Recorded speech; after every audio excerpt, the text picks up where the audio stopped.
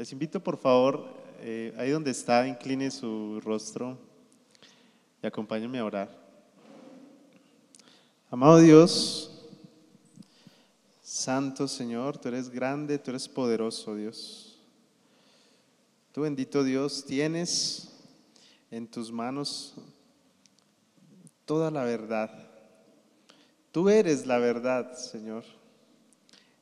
En ti, Señor, nosotros confiamos porque tú no cambias, tú no mutas. Tú eres el mismo ayer, hoy y por los siglos, Dios.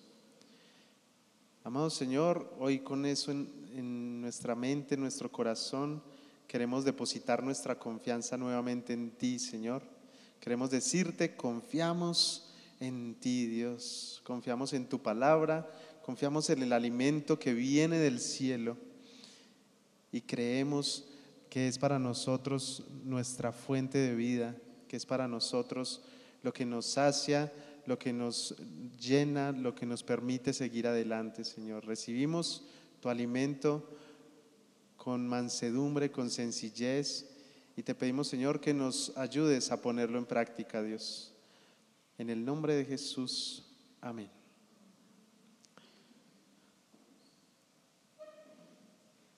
Me abandonó el del piano, todo bien.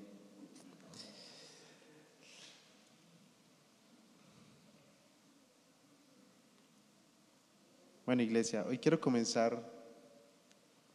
Gracias.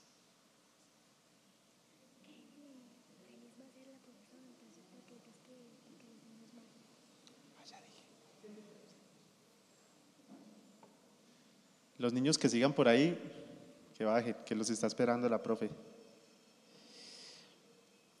Bien, hoy quiero comenzar pidiéndole que por favor abra su Biblia.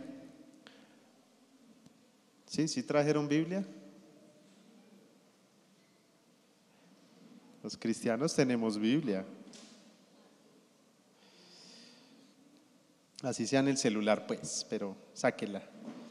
Mateo 15, Mateo capítulo 15, desde el versículo 1 vamos a leer, por favor.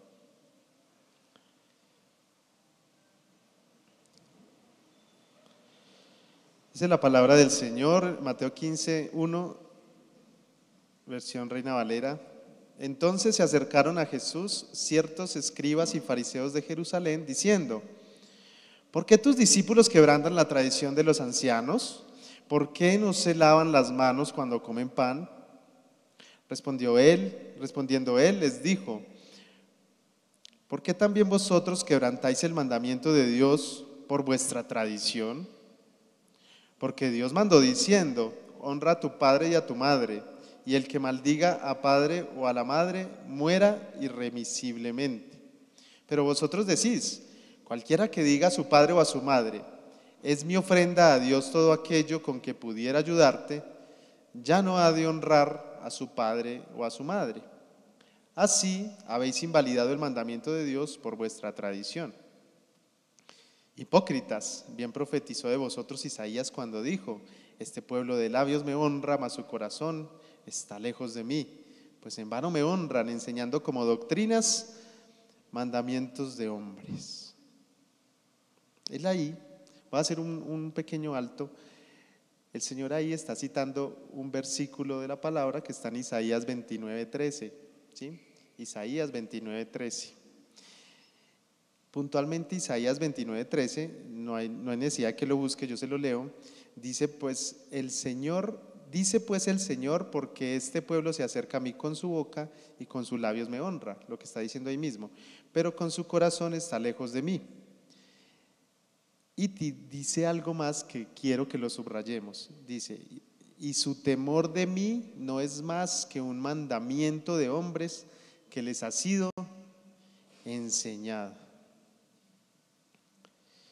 Continúa diciendo: y llamando así a la multitud les dijo: oíd y entended, no lo que entra en la boca contamina al hombre, mas lo que sale de la boca, esto contamina al hombre. Entonces acercándose sus discípulos le dijeron: ¿sabes que los fariseos se ofendieron cuando oyeron esta palabra? Pero respondiendo él dijo: Toda planta que no plantó mi Padre Celestial será desarraigada. Dejadlos, son ciegos, guías de ciegos. Y si el ciego guiare al ciego, ambos caerán en el hoyo. Usted va a preguntarse hoy en este momento, con esto que acabamos de leer, su temor de Dios. Bueno, espero que aquí, todos los que estamos aquí, tengamos temor de Dios, ¿cierto? Sí, si usted dice, bueno, ¿qué es eso? Sí, porfa. Usted dice, bueno, ¿qué es eso de temor de Dios? Bueno, entonces ya lo irá aprendiendo, pues, ¿cierto? Ya el Señor le irá dando la capacidad de entender lo que es el temor de Dios, ¿sí? Pero usted hoy yo confío en que usted sí tiene temor de Dios y usted se va a hacer una pregunta. ¿Mi temor de Dios está basado en mandamientos de hombres? Es decir, ¿yo temo a Dios porque me enseñaron a hacerlo? ¿O mi temor de Dios está basado en el conocimiento de Dios, en su palabra, en lo que Él me dice? ¿Sí? ¿En qué está basado tu temor de Dios? Porque el Señor Jesús está enseñando claramente en este pasaje que los hombres tenemos una muy mala costumbre y es de invalidar el mandamiento de Dios por la tradición. Entonces muchos dirán acá, sí, eso es lo que hacen los religiosos. Espere, a mí me gusta siempre hacerles énfasis en que no me hagan la de Matrix, ¿sí? Porque si uno empieza a decir, no, eso es para sí, eso es para los católicos, sí, eso es que está hablando el pastor, es para los testigos de Jehová, sí. No, estoy hablando con la iglesia. Estoy hablando con la iglesia del Señor y en medio de la iglesia del Señor se puede dar esto y se da. De personas que invalidan lo que el Señor dice por lo que la tradición, las costumbres dicen, ¿sí? Y el hombre debe tener tradiciones. No hay nada malo en tener tradiciones. El hombre necesita tener tradiciones. Pero el problema es cuando las tradiciones no son conforme a la verdad de Dios. Ese es un problema. Entonces, nosotros debemos de tener cuidado, pero también debemos entender que nosotros en este mundo estamos, como termina diciendo este pasaje, dice, dejadlos, son ciegos, guías de ciegos. Si el ciego guiare al ciego, ambos caerán en el hoyo. Y ahí es donde yo quiero que usted, por favor, hoy me entienda que esto es para usted. ¿Cómo así, pastor? Yo no estoy ciego, porque a mí me alumbra Cristo. Bueno, amén, listo. Pero déjeme desarrollarle la idea. Y para desarrollarle la idea, yo les traje un cuentico que en estos días, atendiendo unas parejas, el Señor me puso a contarles ese cuento. Es un cuento muy antiguo, ¿sí? Tradicional, hablando de tradición, es tradicional de la India, ¿sí? Pero muchas culturas lo han adoptado. Se llama el cuento de los 6 ciegos y el elefante, ¿sí? Hablando de ciegos, entonces yo quiero que miremos este cuento y ya les explico por qué, ¿sí? Primero lo vamos a leer. Póngame mucha atención, por favor. Trataré de leerlo, que no se aburran. En la antigüedad vivían 6 hombres ciegos que pasaban las horas compitiendo entre ellos para ver quién era el más sabio. Estos ciegos entonces competían entre ellos para saber quién era el más sabio, ¿sí? Al que le caiga el guante, que se lo ponga. Exponían sus saberes y luego decidían entre todos quién era el más convincente. Un día, discutiendo acerca de la forma exacta de un elefante, no conseguían ponerse de acuerdo. Como ninguno de ellos había tocado nunca uno, decidieron salir al día siguiente a la busca de un ejemplar y así salir de dudas. Puestos en fila, con las manos en los hombros de quien les precedía, emprendieron la marcha enfilando la senda que se adentraba hacia la selva. Pronto se dieron cuenta que estaban al lado de un gran elefante. Llenos de alegría, los 6 sabios ciegos se felicitaron por su suerte. Finalmente podrían resolver el dilema. El más decidido se abalanzó sobre el elefante con gran ilusión por tocarlo. Sin embargo, las prisas hicieron tropezar y caer de bruces contra el costado del animal. Entonces ese primero es el de rosadito. ¿Sí lo ven? Él vio el elefante, lo tocó por un costado. ¿Sí? Ya voy a decir, vio. Ay, ¿sí ve? ¿No está Cristina por ahí? Veo y no vino Cris. Sí ve. Bueno, el Señor sabía por qué. Entonces, el primer ciego lo tocó por un costado, ¿sí? Recuerden que son ciegos.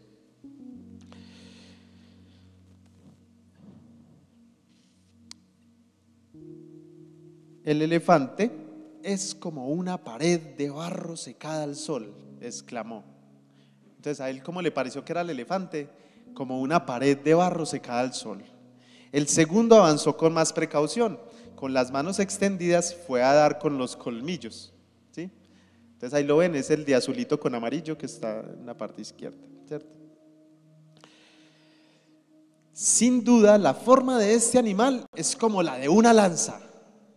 Entonces, para él fue como una lanza, ¿sí? Porque pues, tocó el colmillo del animal.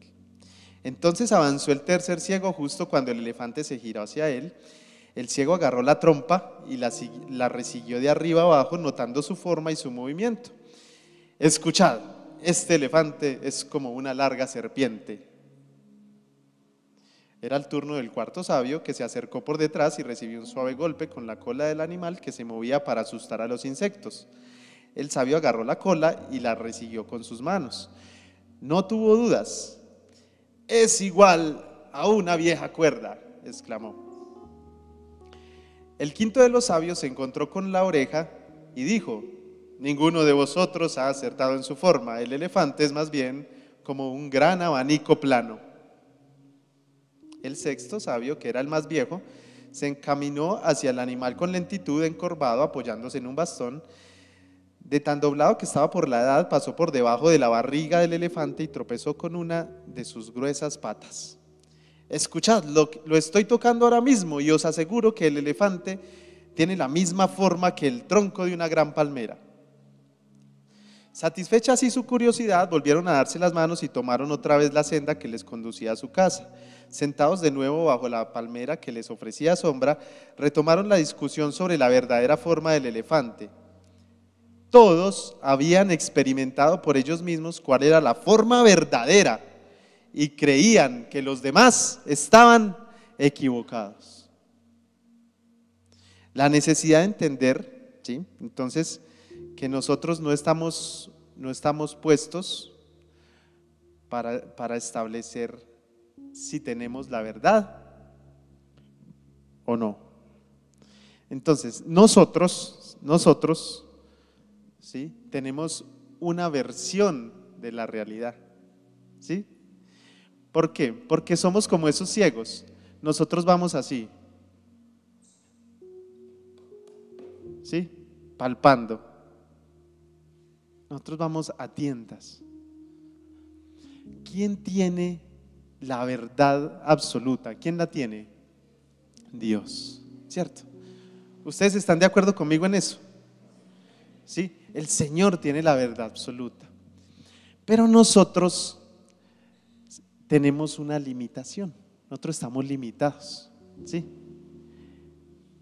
Y nosotros, por más que lo intentemos en esta vida, no vamos a alcanzar la verdad absoluta, ¿sí? Vamos a tener una verdad a medias. Y así se llama el título del mensaje de hoy. Verdades a medias. Y quiero que me acompañe a mirar en Apocalipsis 3:14, cómo el Señor, ¿sí?, le habla a una iglesia que estaba ubicada en la ciudad de Laodicea, ¿sí? Y quiero que miremos lo que les dice. Miren, versículo 14 dice: y escribe al ángel de la iglesia en Laodicea: he aquí, el Amén, el testigo fiel y verdadero, el principio de la creación de Dios, dice esto: yo conozco tus obras, que ni eres frío ni caliente. Ojalá fueses frío o caliente, pero por cuanto eres tibio y no frío ni caliente, te vomitaré de mi boca. Porque tú dices: yo soy rico y me he enriquecido y de ninguna cosa tengo necesidad, y no sabes que tú eres un desventurado, miserable, pobre, ciego y desnudo. Por tanto, yo te aconsejo que de mí compres oro refinado en fuego para que seas rico, vestiduras blancas para vestirte y que no se descubra la vergüenza de tu desnudez, y unge tus ojos con colirio para que veas. La Odisea era una ciudad, ¿sí? Una ciudad fundada aproximadamente en el siglo III antes de Cristo, ubicada en la intersección de dos importantes rutas comerciales, ¿sí? O sea, era una ciudad muy comercial y era famosa por sus textiles de lana y algodón. Listo. También era un centro clave, ¿sí? En el mundo bancario. O sea, allá estaba el oro, la platica. Vendía una conocida pomada para los ojos,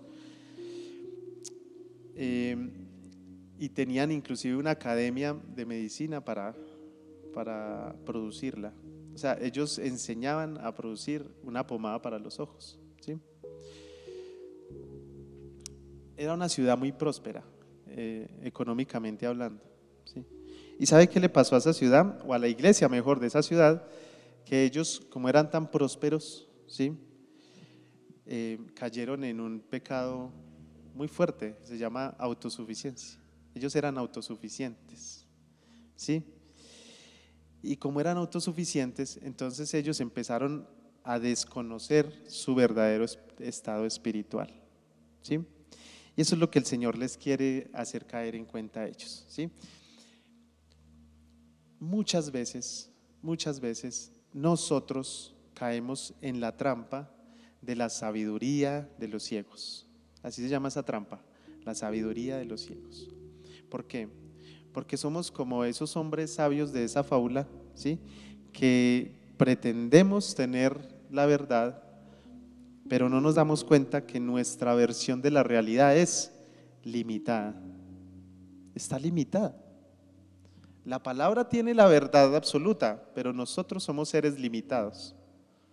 Cuando pasa por el tamiz, ¿cierto? Por la cernidera de mis sentidos, ya tiene limitación, ¿sí?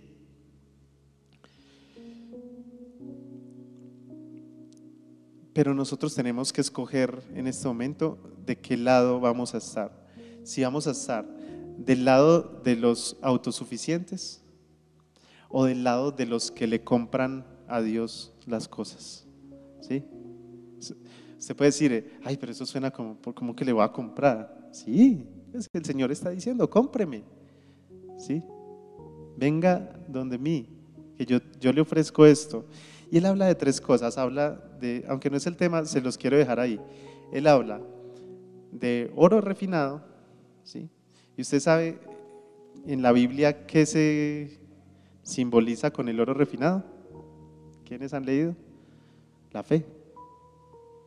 La fe es como el oro refinado, ¿sí?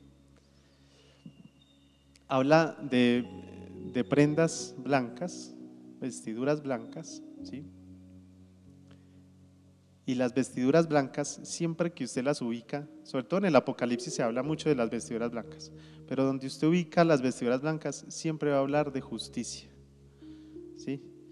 Y el Señor nos viste de su justicia, ¿sí? Eso se llama justificación y hace parte de las doctrinas centrales del Evangelio, ¿sí? Nosotros no somos justos por nuestra propia pureza, ¿cierto? Por nuestras propias obras justas, sino porque Dios nos viste de su justicia, ¿sí? Y número 3, habla de que unjas tus ojos con colirio.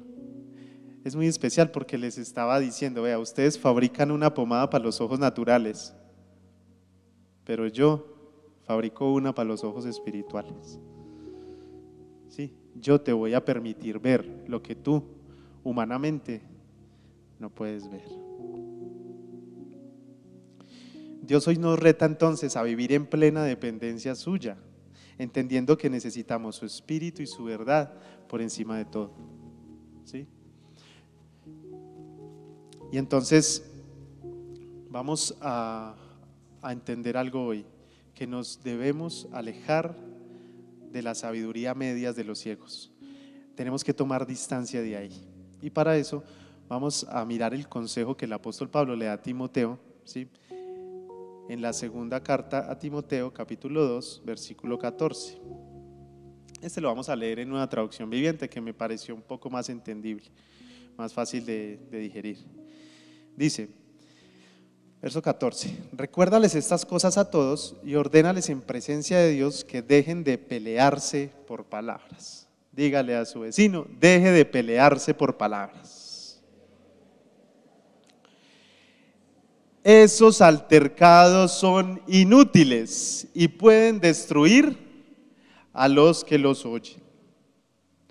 Esfuérzate para poder presentarte delante de Dios y recibir su aprobación. Sé un buen obrero, alguien que no tiene de qué avergonzarse y que explica correctamente la palabra de verdad.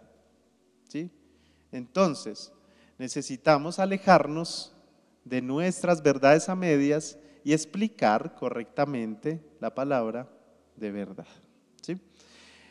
Versículo 16: evita las conversaciones inútiles y necias que solo llevan a una conducta cada vez más mundana. Este tipo de conversaciones se extienden como el cáncer, así como en el caso de Himeneo y Fileto.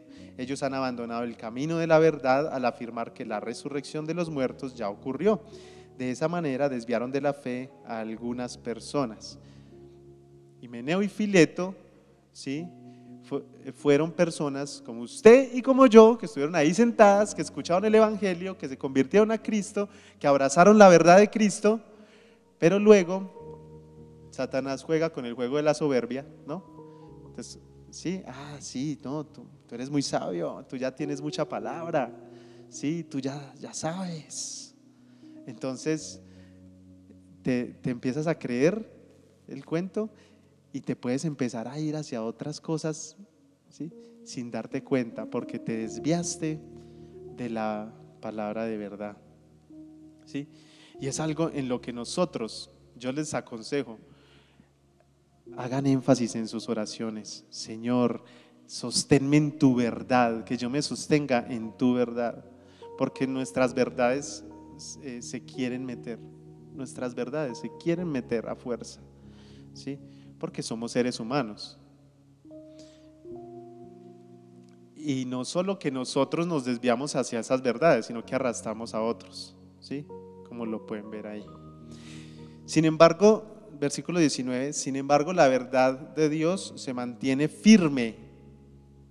Diga, la verdad de Dios se mantiene firme. Firme como una piedra de cimiento, con la siguiente inscripción. Es una inscripción que está partida en dos frases. Dice, el Señor conoce a los que son suyos, y todos los que pertenecen al Señor deben apartarse de la maldad. Entonces, así como los ciegos y el elefante, nosotros podemos caer en esas discusiones tratando de ser los más sabios, compitiendo por quién tiene la razón, o peor aún, debatiendo por la verdad revelada en algún tema, ¿sí? Esta conducta, según Timoteo, genera tres cosas. Genera, primero, destruye a los que las oyen, ¿sí? Imagínate lo fuerte, o sea, tú hablas, te metes en esas contiendas de palabras creyendo defender la verdad y destruyes a los que oyen esas cosas. Número dos, nos llevan a una actitud cada vez más mundana, o sea, cada vez más alejada de Dios, ¿sí? Y número tres, desvían la fe de otros. Pero entonces el Señor no nos deja así, ¿cierto? No nos dice, listo, por favor no se metan en esas cosas y ya. No, Él nos dice lo que debemos hacer, nos dice que debemos explicar correctamente la palabra de verdad. Entonces hay una pregunta, ¿cuál es la palabra de verdad? ¿Qué es la palabra de verdad? O mejor, ¿cómo es? Y el Señor nos da unos tipsitos al final, nos dice, es como una piedra de cimiento firme que tiene una inscripción. Y la inscripción está partida en dos partes. La primera parte de la inscripción dice, el Señor conoce a los que son suyos. Mira, un principio fundamental de la verdad, ¿sí?, es que Dios te conoce. Dios te conoce, ¿sí? Nosotros, por más que queramos aparentar sabiduría, riqueza, ¿cierto? ¿Sí? Nosotros no alcanzamos a conocerlo a Él como Él nos conoce a nosotros, ¿sí? Entonces, tú quieres abrazar la verdad de Cristo, párate en esa roca y di, Dios me conoce. Yo les digo, yo me he parado en esa roca sin conocer esta palabra, sin haber estudiado esto a profundidad. Yo entendí un día que yo no me conozco como Dios me conoce, y eso para mí ha sido vertical. Eso me ha permitido no caer demasiado, no deslizarme demasiado, como dice la palabra. Sí, uno la embarra, pero he podido ver a Dios, y yo sé que muchos de los que están acá lo han podido experimentar también, en que cuando uno se arroja con esa dependencia delante de Dios, Dios lo sostiene a uno en la verdad. Él te sostiene, ¿sí? Porque es como una roca. Y número dos, todos los que pertenecen al Señor deben apartarse de la maldad, ¿sí? La segunda parte de esa inscripción nos está hablando de lo siguiente. Primero es la esencia. O sea, primero tú eres conocido por Dios. O sea, cuando uno lo conocen, pues saben cómo es, qué le gusta, qué quiere, ¿cierto? Qué intereses tiene, ¿sí? Dios te conoce, pero a partir de ese conocimiento, ¿sí?, que te define, porque Dios te define, te da identidad, entonces tú actúas, ¿sí? No al revés. Nosotros nos la pasamos en una sociedad que hace muchas cosas, ¿sí?, trata de aparentar mucho, de parecer, pero no tiene la esencia. En nosotros, nuestra vida con Dios no puede ser así. Debemos ser para poder hacer después, ¿sí? Entonces, si tú eres conocido por Dios, si tú perteneces al Señor, tú te apartas de la maldad, punto, ¿sí? Y entonces, ¿por qué no logro? ¿Por qué sigo cayendo en este mismo pecado? ¿Por qué me sigue pasando esto? Porque no lo has entendido. Porque no has entendido que tú eres hijo, que tú eres conocido por el Padre, que por alguna extraña razón Él se fijó en ti y te ama. No por ti, es que ese es el punto. No es por lo que tú hagas, no es por lo que tú seas, ¿sí? Es porque Él le plació, ¿sí?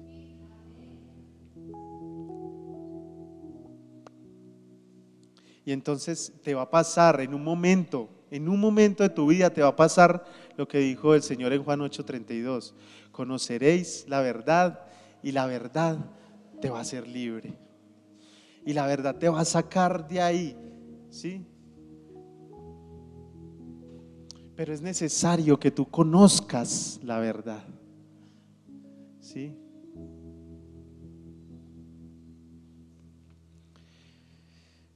En ese mismo pasaje vamos a adelantarnos al versículo 23, ¿sí? Y continúa el apóstol dándole el consejo a su discípulo. Dice, te repito, no te metas en discusiones necias y sin sentido que solo inician pleitos. Iglesia, ¿es importante o no? No se metan en esos cuentos, no se metan en peleas necias, no discutan con la gente sobre cosas de teología, cosas escatológicas, no discutan que si fueron los ángeles, que si no fueron los ángeles, que si mañana, que si va a venir pasado mañana. A usted no le corresponde, no se meta, eso solo destruye. Versículo 24. un siervo del Señor, ¿sí? Usted diga amén, yo soy siervo del Señor, sí, amén. No debe andar peleando, sino que debe ser bondadoso con todos, capaz de enseñar y paciente con las personas difíciles.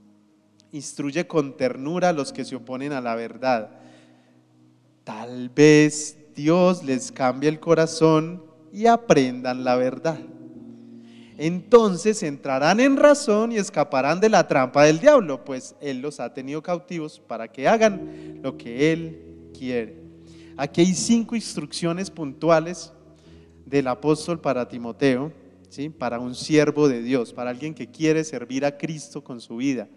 Primera, no ande peleando, ¿sí? No sea pendenciero, no sea peleón, ¿sí? Si llega alguien y le dice, es que ustedes en esa iglesia dicen que no sé qué, que ni sé cuántas, y usted dice, bueno, está bien, lo vamos a revisar, lo vamos a tener en cuenta. Ya, no pelee, no pelee. Uno a veces se acalora, ¿cierto? Y uno dice, pero es que ¿cómo van a decir eso? No, piensa algo. Si tú te metes ahí, no estás ganando esa alma, estás ayudando a destruirla. Y eso no es el plan de Dios. Eso no es lo que Dios quiere. Número 2, sé bondadoso con todos. Sé bondadoso. En lugar de andar peleando, más bien mire a ver cómo le ayudas a otra persona, una persona que necesita de usted cómo le puede servir. ¿Sí? Trátelo bien, trátelo con cariño, bien chévere, bien bonito. ¿Sí? Número 3, un siervo del Señor debe ser capaz de enseñar. Y aquí déjeme decirle, iglesia, que esto no excluye, esto no está excluyendo a nadie. Si usted dice, hay unos que son muy bellos, ¿no? Me encanta, dicen, Josué, sí, Josué, la palabra de Josué para mí, para mi casa, yo y mi casa serviremos al Señor, amén, aleluya. Venga, compártale a este hermanito. Uy, no, pastor, yo no sé ni qué decir, a mí eso me queda muy duro. No, venga, mándeme un líder de la iglesia que hable. No, amigo, una cosa, usted debe ser capaz de enseñar. ¿Y sabe quién le ayuda? El Espíritu Santo. Y si usted no es capaz de enseñar, pregúntese qué está pasando en su relación con el Espíritu Santo. No, pero es que yo a duras penas tengo primero de primaria. Conozco pastores supremamente sabios que no tienen primero de primaria. Y son muy, ¿sí? La mamá de la pastora, ¿sí? Y son muy capaces de enseñar. ¿Quién les dio la capacidad? El Señor. Cuarto, sea paciente con las personas difíciles, ¿sí? Les confieso, esta me cuesta mucho, ¿sí? Me cuesta, ¿sí? A mí el Señor me ha limado lo que quieran con esto, porque yo no soy paciente. Si algo tengo es impaciencia. Para mí todo tiene que ser ya, rápido, ¿sí?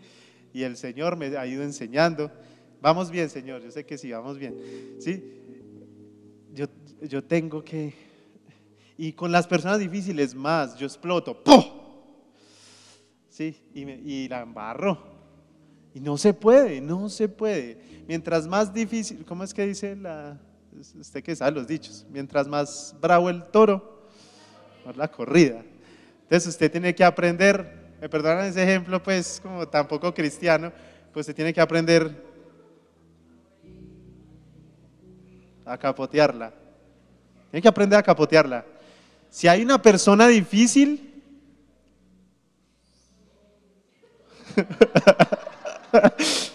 ¿sí? Paciencia. Digamos que esa capa, para que no se les olvide, para que esa ilustración sirva para algo. Digamos que esa capa que usted va a coger se llama paciencia. Paciencia. Respire profundo, tome aire. Es la 13ª vez que le tengo que decir lo mismo a esta persona, que tengo que escucharle lo mismo a esta persona. Paciencia, ámelo, ¿sí?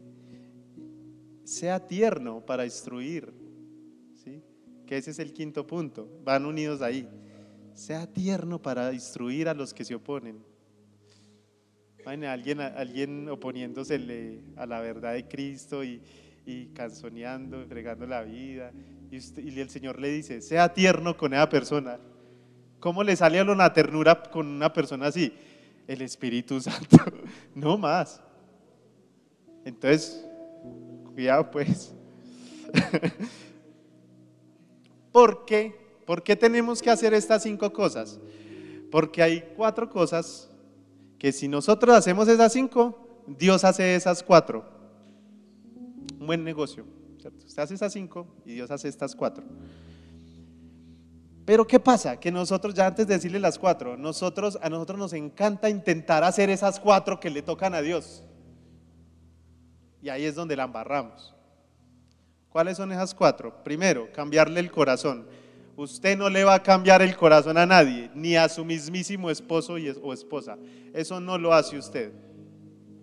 Eso lo hace el Señor. ¿Sí?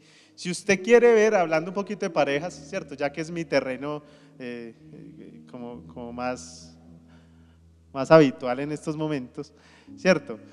Si usted quiere ver un cambio en ese chancludo o en esa chancluda, ore por él, porque el que le va a cambiar el corazón es el Señor, no usted. Amén. Mujeres, amén. Oren por él, oren, en lugar de estarse quejando de él.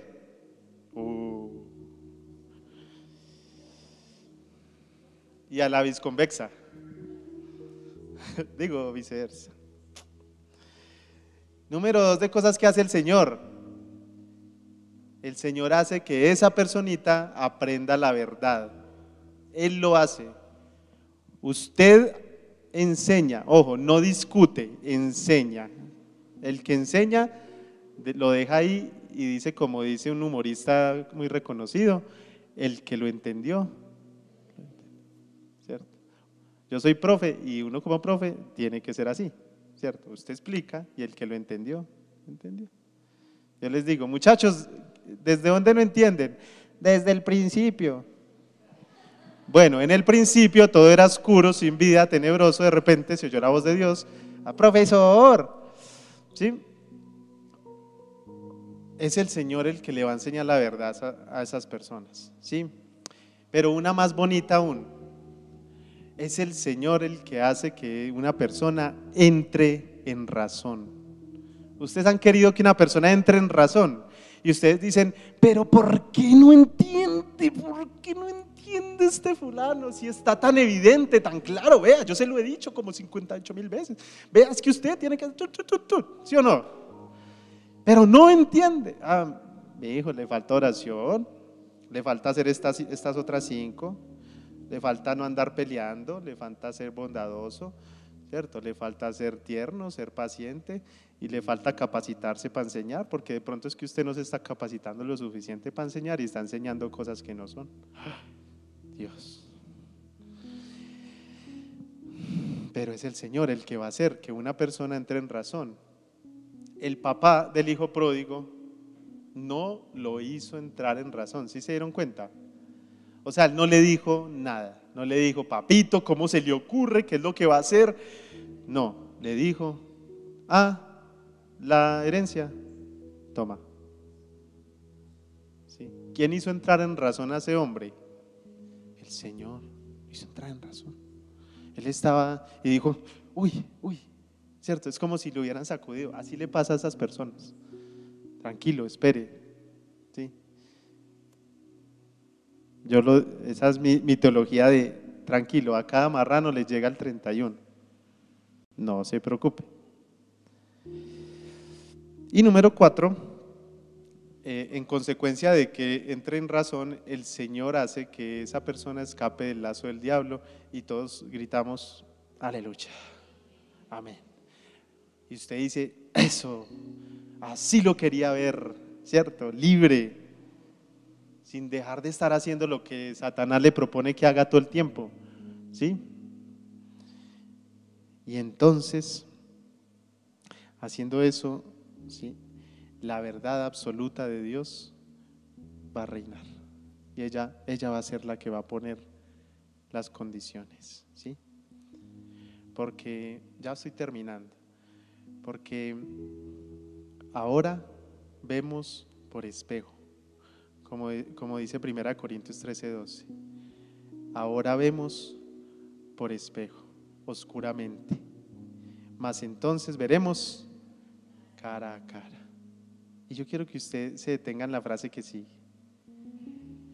Ahora conozco en parte, pero entonces conoceré como fui conocido. Yo les confieso, nunca había entendido este versículo.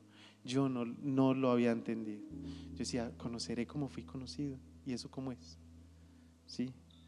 Pues resulta que a ti te conoce. ¿Quién te conoce a ti? Dios. Tú fuiste conocido por Dios. ¿Y sabes cómo conoce Dios? Dios no conoce a tientas como los ciegos del elefante. No, Dios tiene toda la verdad sobre ti. La tiene toda. Y sabes una cosa, tú va a llegar un momento en que vas a estar así. ¿Sí? Una canción hermosa de Marcos Vidal, ¿sí? Que me ha hecho llorar un par de veces, ¿cierto? Tú vayas a llegar a ese momento y lo mires cara a cara.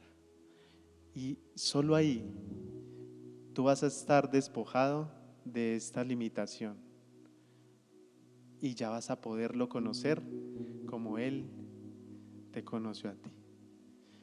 Tú no te imaginas la experiencia que es eso. Tú no te lo alcanzas a imaginar, no te cabe en la cabeza. Eso no nos cabe en la cabeza. Solo podemos esperarlo y anhelarlo. ¿Sí? ¿Saben por qué? Porque nosotros en este mundo no podríamos manejar ese conocimiento tan grande. De este lado de la eternidad no lo podemos manejar. ¿Sí? Mire lo que dice Spurgeon. Si supiéramos más de nuestra propia pecaminosidad, podríamos ir a la desesperación. Si conociéramos más la gloria de Dios, podríamos morir de terror. Si tuviéramos más entendimiento, a menos que tuviéramos una capacidad equivalente para emplearlo, podríamos ser llenos de presunción y estaríamos atormentados por la ambición. Pero allá arriba tendremos nuestras mentes y nuestros sistemas fortalecidos para recibir más, sin el daño que tendríamos aquí por sobrepasar los límites del orden supremamente designados y divinamente regulados. Dios diseñó que aquí sea como mirando por un espejo. Ustedes sabían que en esa carta a los Corintios, ahí es donde está escrito eso, los Corintios eran famosos porque hacían artículos de bronce. ¿Sí? Esos eran los espejos de esa época, el bronce. ¿Sí? Y por eso ese ejemplo, esa ilustración para ellos era muy, muy cotidiana, porque ellos eran, ¿cierto? Ellos eran de los espejos, la ciudad de los espejos. Entonces, ¿sí? Pero ¿qué pasa en un espejo de bronce? Tú te logras, imagínate, te logras ver cómo eres. No alcanzas, sí alcanzas a ver una imagen, pero no, es borrosa. ¿Sí? Eso es lo que pasa hoy. Tú alcanzas a ver una parte de la verdad, es borrosa, pero cuando estemos con Él del otro lado de la eternidad, la vamos a ver toda. Vamos a conocerlo como Él nos conoció a nosotros.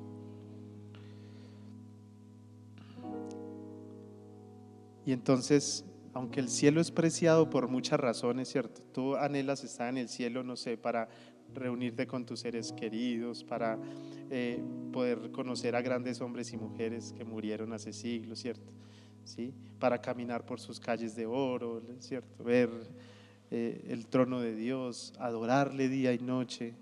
Son cosas maravillosas, pero lo más maravilloso que va a pasar en el cielo, lo que hace que el cielo sea cielo, es la presencia de Dios sin restricciones.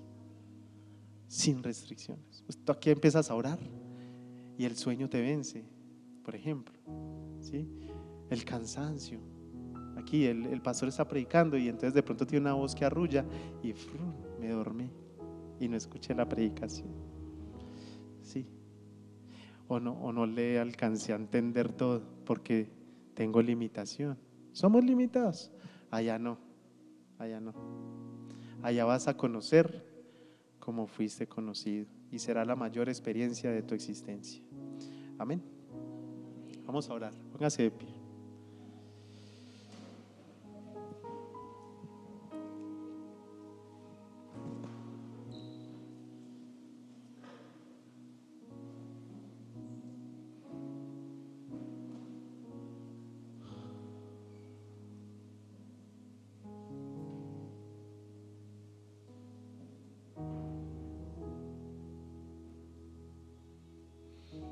Señor amado, le agradecemos su presencia, Señor.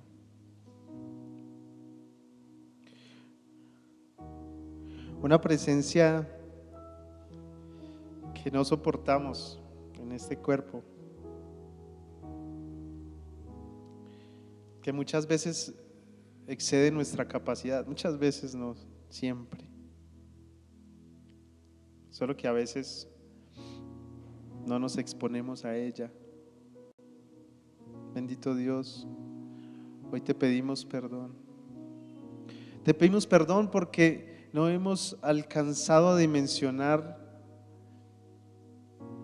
la magnitud de poder estar en tu presencia, porque hemos preferido nuestras verdades a medias que conocerte más.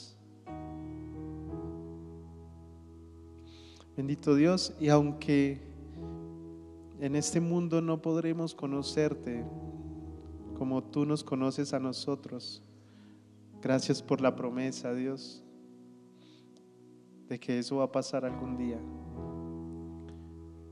Somos de aquellos que queremos conocerte a plenitud. Y sabemos que algún día tú nos vas a explicar todas esas cosas que no entendemos hoy. Y sabemos que algún día vamos a poder apreciar tu grandeza en la magnitud que es.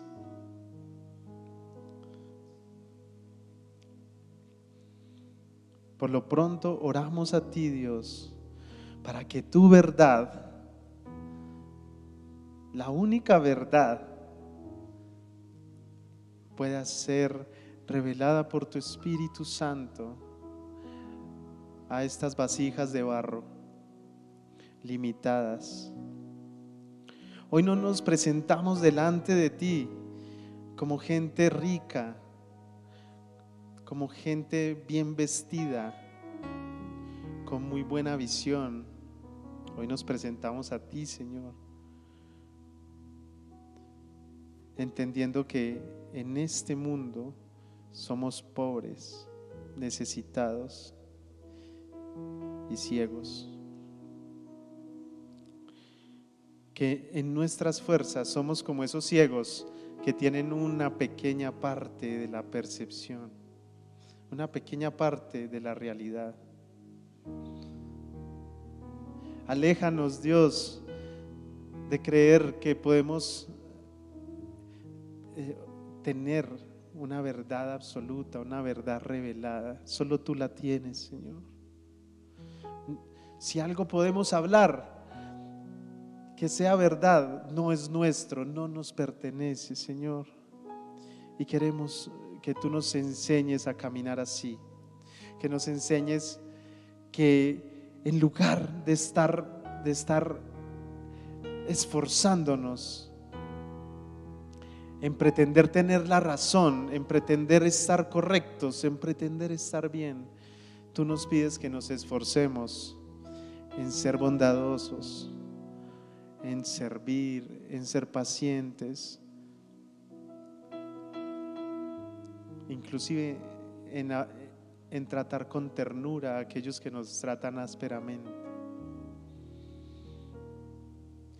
Y solo así, dice tu palabra, tal vez tú vas a permitir que ellos conozcan la verdad. Solo así, tal vez tú les vas a cambiar el corazón a aquellas personas que se oponen a tu palabra, Señor. No es nuestro papel pelear hablar de esa manera. Permítenos asumir el rol correcto y permítenos alejarnos siempre de estas verdades a medias, de estos pleitos sin sentido que destruyen. Permítenos estar lejos de allí y permítenos, bendito Dios, ser de aquellos que dejan que tu palabra sea la que obre, que tu palabra sea la que es viva y eficaz, que tu palabra sea la que opera, la que trae resultados, la que trae convicción, la que trae certeza, la que trae verdad, la que trae liberación. Que sea tu Espíritu Santo, Dios. Úsanos, queremos que nos uses, queremos servirte, pero te pedimos, Señor, que no te estorbemos más, que sea tu Espíritu Santo haciendo lo que quiere hacer, porque tú lo haces de maneras que nosotros no alcanzamos a entender. A veces en nuestra religiosidad pensamos que es de una forma y tú usas muchas otras formas para usarnos, para tratar con otras personas. Señor, permítenos estar en tu presencia advertidos. Permítenos estar entendidos para poder llevar tu palabra como debe ser, bendito Dios, para poder abrazar tu verdad, para que verdaderamente nos alumbres con tu luz y ya no seamos más ciegos que guían a otros ciegos, sino que podamos ser alumbrados por tu luz todos, y que podamos de la mano de tu Espíritu Santo caminar esa senda hacia la eternidad, donde seremos conocidos, donde conoceremos como fuimos conocidos por ti, Señor. Gracias, bendito Dios. Hoy también te quiero agradecer, Señor, porque a pesar de lo que yo puedo ser, tú me conoces.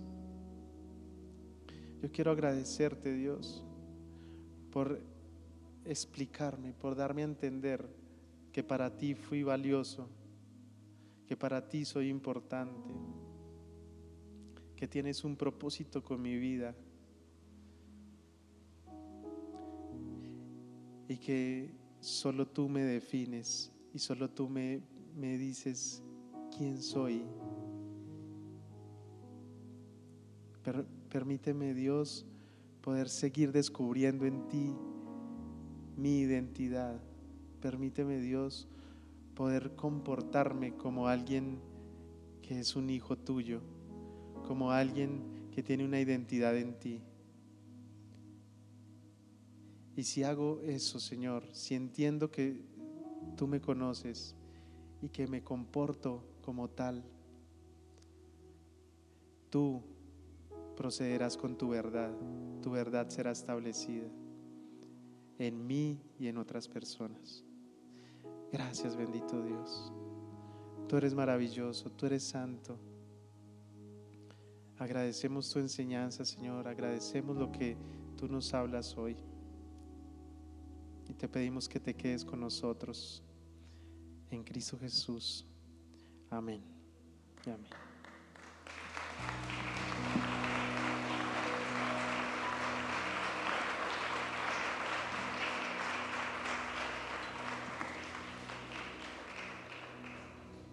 Iglesia, ya saben, listo, ahí está. Verdades a medias, no, la verdad de Cristo, y hay una forma, ¿sí? Que Dios les bendiga.